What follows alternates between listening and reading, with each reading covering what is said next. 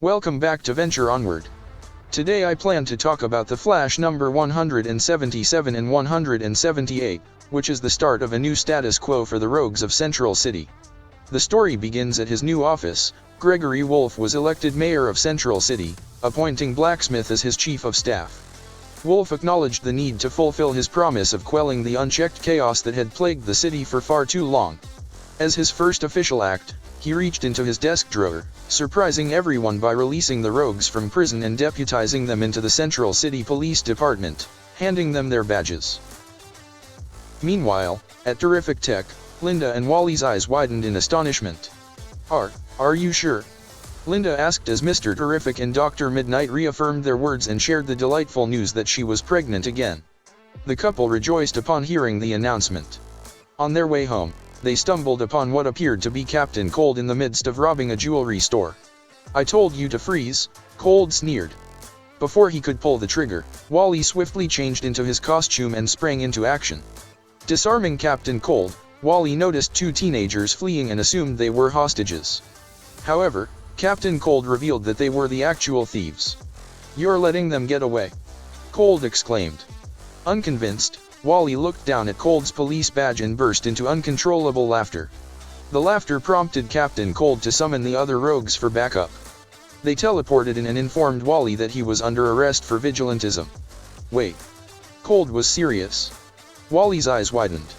Overwhelmed by the rogues' collective strength, they attacked and overpowered Wally. Fortunately, Linda intervened and managed to rescue him from their clutches. Later, back at Wally and Linda's home, Ace, also known as Kid Flash, had been babysitting the twins of Jay and Irie. Wally, Linda, and Ace engaged in a lively conversation, sharing the news of Linda's pregnancy with Ace. Meanwhile, at Terrific Tech, Wally sought the assistance of Mr. Terrific once again, who confirmed that the rogues had been appointed as special police officers. He theorized that Gregory Wolf's campaign had been funded by Blacksmith's mafia connections, resulting in reduced sentences for the rogues. In Wolf's office, Blacksmith and Wolf discussed the money borrowed to launch Wolf's campaign. Unfazed by Blacksmith's concerns, Wolf instructed her to sever the ties between the loan and the mob.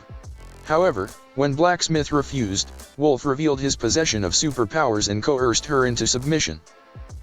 Simultaneously, Wally confronted Heatwave at his apartment, questioning his alliance with Wolf and the rogues. Rory divulged that after Wally's previous arrest, he had been conscripted into the Suicide Squad and subsequently left to die in Iron Heights. However, Wolf had miraculously cured his cancer and granted the rogues their freedom in exchange for loyalty. Rory blasted Wally out of the window, and the rest of the rogues, who had anticipated his visit, appeared and set a trap for him. Before the rogues could attack Wally again, Pied Piper arrived and placed the rogues under a hypnotic trance. With a reunion with his old friend Hartley Rathway, Wally's eyes widened as he asked, "Where have you been?" However, Piper changed the subject, indicating the need to relocate. Agreeing, Wally and Piper managed to escape before the rogues regained their mobility. They returned to Wally's home, where they discovered through the news that Wolf had declared martial law, imposed a curfew, and established checkpoints throughout the city. Linda astutely pointed out that such actions by governments are typically driven by the pursuit of money or power. She suggested confronting Wolf directly. Later, Wally broke into Wolf's office and exposed his connection to the mafia, which contradicted his previous character.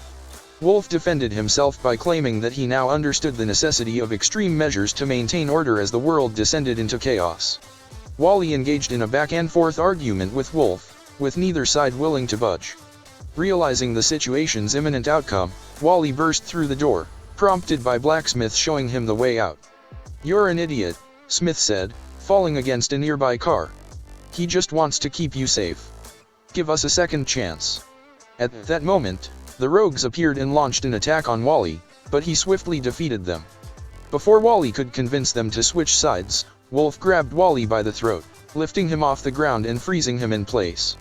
However, Linda, aided by the twins and Pied Piper, arrived to balance the odds. Together, they defeated and restrained the rogues.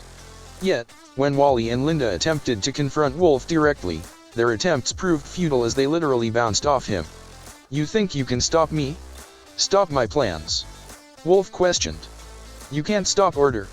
At that point, Wally came to a realization as Wolf continued his discourse on order and how he had healed Heatwave.